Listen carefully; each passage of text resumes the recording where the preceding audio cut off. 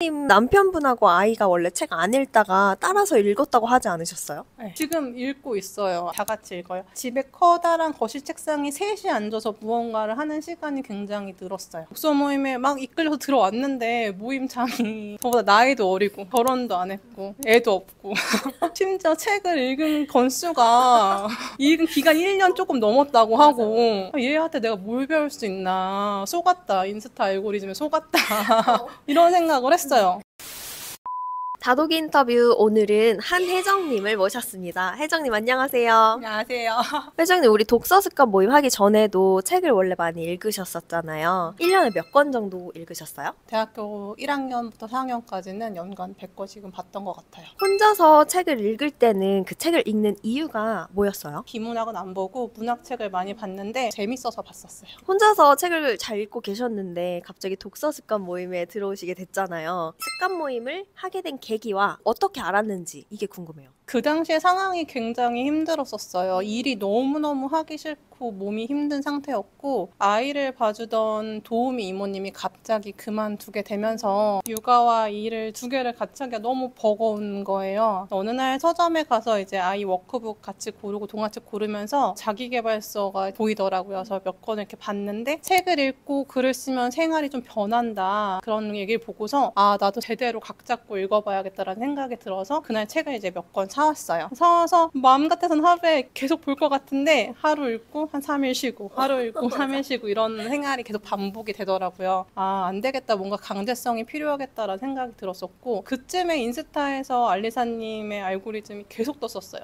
여행 가서 보면 좋을 책 추천, 여름에 휴가 가서 읽으면 좋을 책 추천 뭐 이런 식으로 떴던 것 같아요. 근데 제가 그동안 책을 많이 읽어왔으니까는 추천 목록에 보면은 제가 봤던 책이나 이름은 들었던 책들이 한두 권씩은 있었는데 알리사님 추천에는 그게 한 권도 없는 거예요. 신간도 많고 그래서 아 내가 그동안 책을 진짜 안 읽었구나. 이렇게 책을 열심히 많이 읽는 사람도 있구나. 멋있다 이런 생각을 했었던 것 같고 습관이 필요하다, 강제성이 필요하다고 생각했을 때 독서 모임 글을 보게 된 거죠. 그래서 바로 신청하게 됐어요.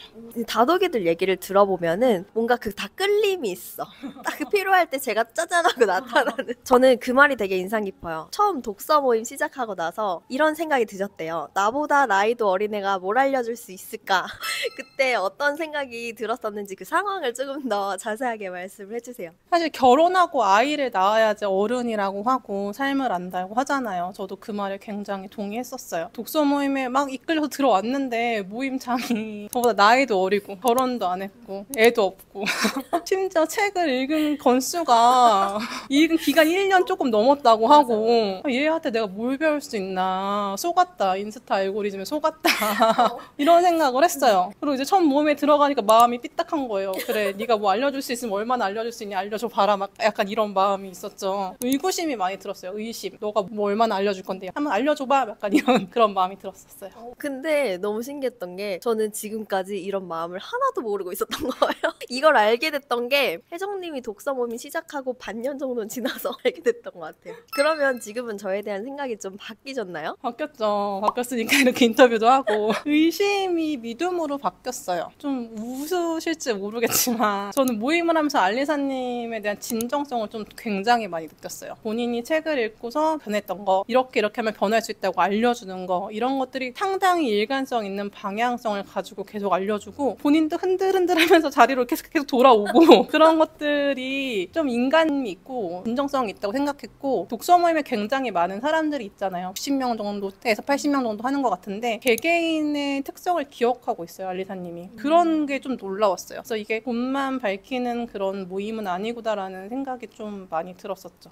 우리가 처음에 만나고 한 줄 글쓰기를 할 때는 제가 방법을 안 알려드렸었어요. 근데 요즘은 진짜 너무 많은 분들이 어려워하시니까 사실은 책 내용을 일단 정리를 하고 그걸 보면서 한 줄로 적으세요 라고 얘기를 한단 말이죠. 그때 당시 방법이 없고 한 줄 글쓰기를 해야 할 때 혜정님은 어떤 생각이 들었었는지 그리고 그렇게 많이 어려웠었는지 그런 얘기들을 좀 해주실 수 있나요? 저는 좀 의심을 하고 시작했기 때문에 왜 이거를 요약을 이렇게 생각을 적으라고 하는지 이해를 못했어요. 예를 들어서 작가가 글을 쓸 때는 상당히 오랜 시간 고민을 하고 한 문장을 만들어내잖아요. 그 문장을 그대로 가져오는 게 임팩트 있지, 내가 각색한다고 해서 무슨 의미가 있을까라는 생각을 했어요. 그러니까 너 자신을 알라 이런 문장은 굉장히 명료하잖아요. 주는 바가 있고. 근데 그거를 내 식으로 풀어서 나는 나 자신에 대해서 잘 알 필요가 있다 이렇게 쓰는 게 맞나 이런 생각이 든 거죠. 그래서 이거에 대해서 질문을 했고, 자기화가 중요하다는 거는 이제 알려져서 알고 있긴 하지만 이게 얼마나 중요한지 그 당시에는 잘 몰라서 어려웠던 것 같아요. 왜 자기화를 해야 한다고 생각하세요? 자기화를 하지 않으면 책을 읽는 게 아니라고 생각이 들어요. 이제는 글씨만 읽는 거죠. 우리가 책을 읽으면서 책에 바라는 게 있잖아요. 책에서 얻고 싶은 게 있고 원하는 게 있고, 그거를 얻어가는 방법은 나의 식대로 소화를 하는 방법밖에 없다고 생각이 드는 거예요. 자기화는 꼭 필요하다고 생각해요.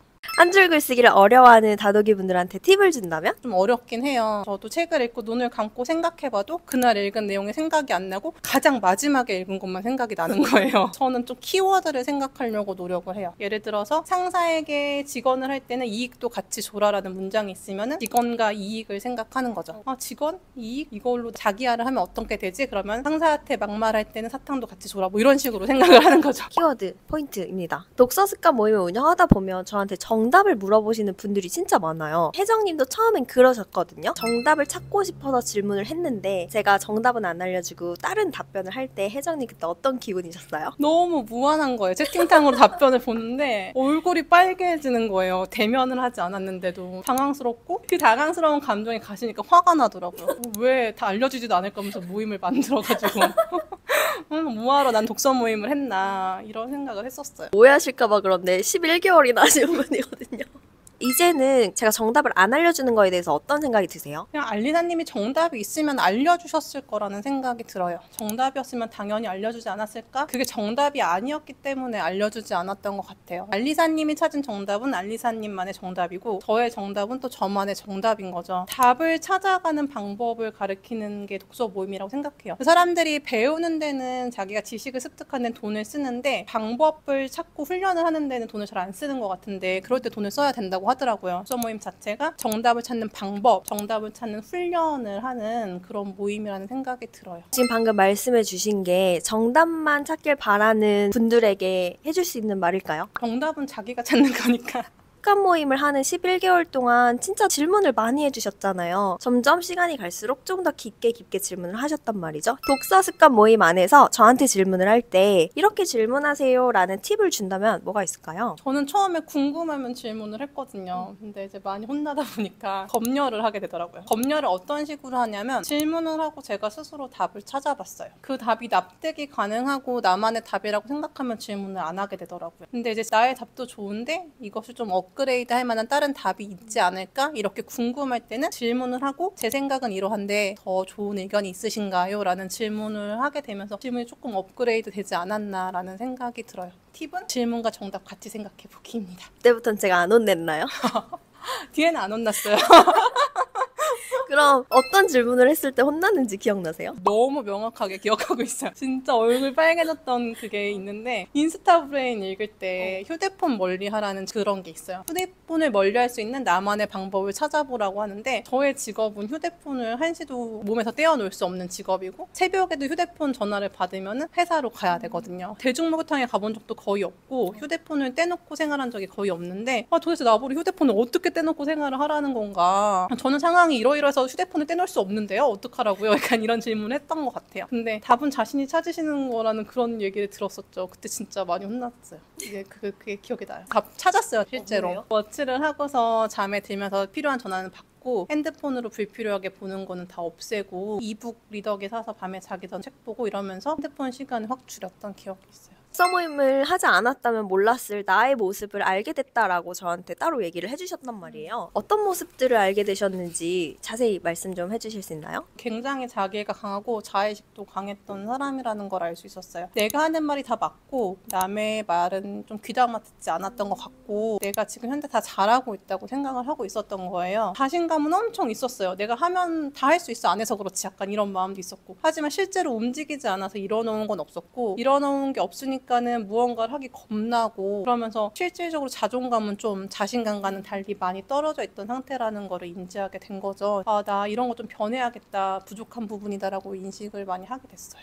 저희가 같이 했던 나다움 찾기 질문 영향도 큰가요? 진짜 크다고 생각했어요. 엘리사님한테 질문 받아보신 분들은 알겠지만은 질문이 파고 들어가는 질문을 해주시거든요. 괴로운 부분이 뭐였냐? 왜 그걸 괴롭다고 느꼈냐? 그때 너가 한 일은 뭐냐? 그 괴로움에서 얻은 생각 이런 거는 뭐냐? 이렇게 파고 들어가서 답변을 하다 보면은 그런 상황에서 내가 어떻게 대처했는지가 좀 보이는 거예요. 객관적으로. 이렇게 어려운 상황에서 내가 이런 일을 했고 이런 생각을 했고 이런 게 보이면서 아, 나는 이렇게 대처하는 사람이구나. 나는 이렇게 회피하는 사람이구나. 나는 이런 모습을 가졌구나라는 걸 알게 됐어요. 여러 가지 받은 질문들 중에서 과거를 돌아보거나 나만에 있었던 일들, 질문들이 굉장히 많이 도움이 됐던 것 같아요. 그 질문에 답변할 때 괴롭진 않으셨어요? 괴로웠어요. 괴롭고 이렇게까지 말을 해야 되나라는 생각 들기도 하고 울면 좀 창피할 것 같으니까 눈물도 좀 참아보고 괴롭긴 했는데 도움이 많이 돼서 나중에는 저 혼자서 질문하기도 하고 그랬던 것 같아요. 보통 그런 얘기도 많이 해주시거든요. 진짜 너무 힘들다. 이거 답변하는 거 저 안 할래요.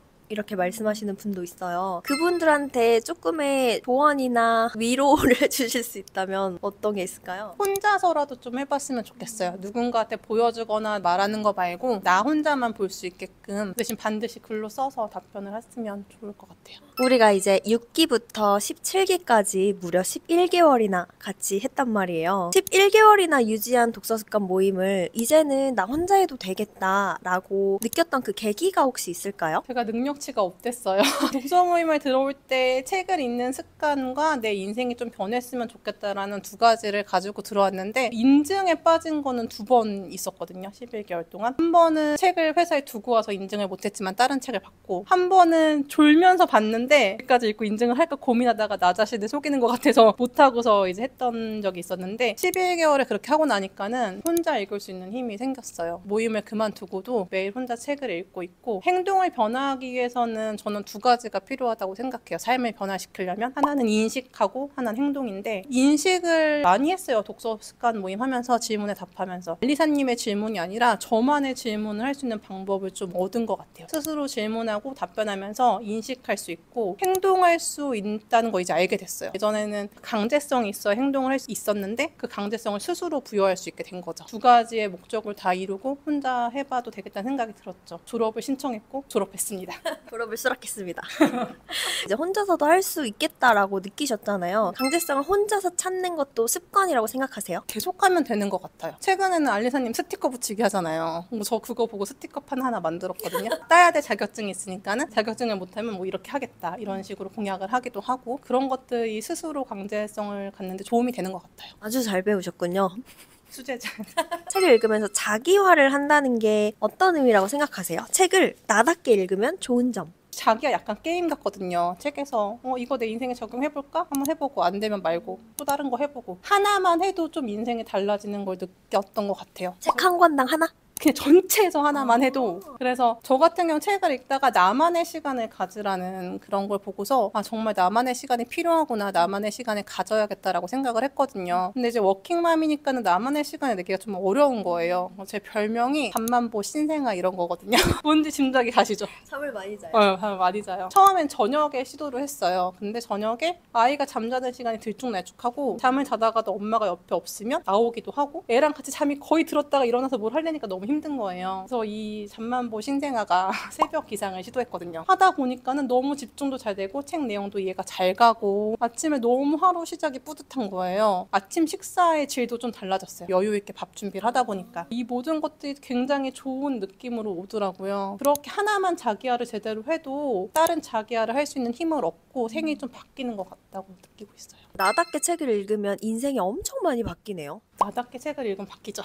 저 그것도 생각나요. 혜정님 남편분하고 아이가 원래 책 안 읽다가 따라서 읽었다고 하지 않으셨어요? 네, 지금 읽고 있어요. 다 같이 읽어요. 집에 커다란 거실 책상에 셋이 앉아서 무언가를 하는 시간이 굉장히 늘었어요. 남편도 월평균 2권 정도의 책은 계속 꾸준히 보고 아이도 옆에 앉아서 그림을 그리거나 숙제를 하거나 같이 앉아서 책상에 있는 시간이 없었는데 생겼어요. 그게 지금 몇 개월이나 됐어요? 한 6, 7개월 금방금방 바뀌더라고요. 사람들이 생각보다. 별명이 신생아 잠만 보였는데 어떻게 새벽 기상을 하게 되셨어요? 해야 된다고 생각하고 하고 나서 좋은 거를 알게 되니까 유지하게 되는 것 같아요. 스스로 깨달으니까 된 거네요. 우리 11개월 동안 이 모임 안에서 읽었던 책 중에 인생책이라든지 이 책 읽고 내 인생이 아주 크게 바뀌었다라든지 추천해줄 만한 책 한 권만 뽑아주세요. 작가님 책을 들고 오려 생각한 건 아닌데 저 작가님 책 진짜 좋았어요. 작가를 알고 그 작가를 만나고 그 책을 여러 번 읽다 보니까는 그 책의 메시지가 너무 저한테 강렬하게 왔어요. 내가 만든 결정을 정답으로 만들기 위해서 노력한다라는 그 말기가 그러니까 좌우명처럼 네.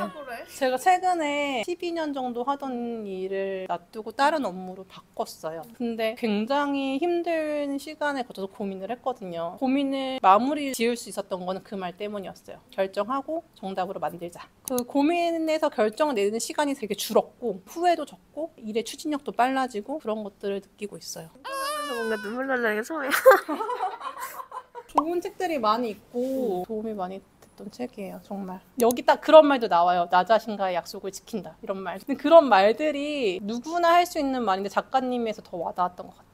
다른 자기계발서에서도 많이 들었거든요. 근데 그 말들은 그냥 흘려갔던 것 같아요. 이게 작가님 책이야 이러면서 이제 보기 시작하니까는 맞아 나와 약속을 지켜야 돼 막 이러면서 더 깊게 와닿고 봤던 것 같아요. 감사합니다. 꼭 읽으세요.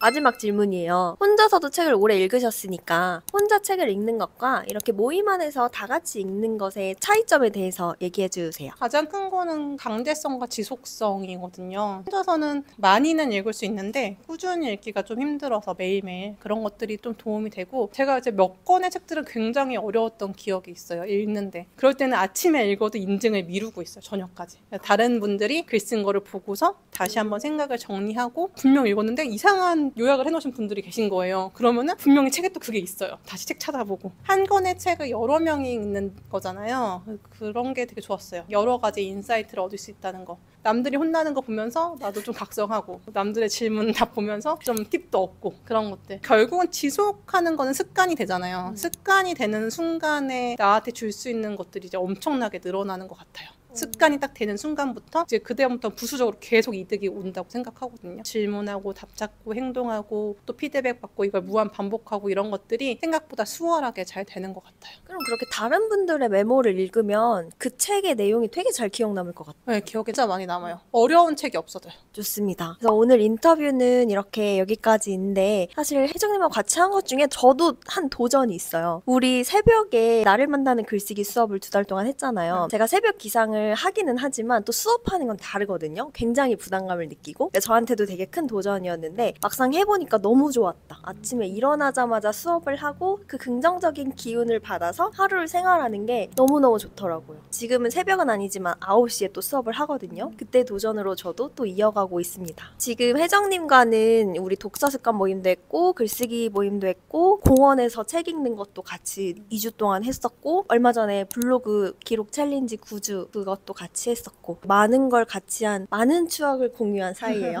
이렇게 오늘 나와주셔서 너무 감사합니다. 너무 감동이었어요. 그래서 오늘 인터뷰 여기까지 하도록 하겠습니다. 끝!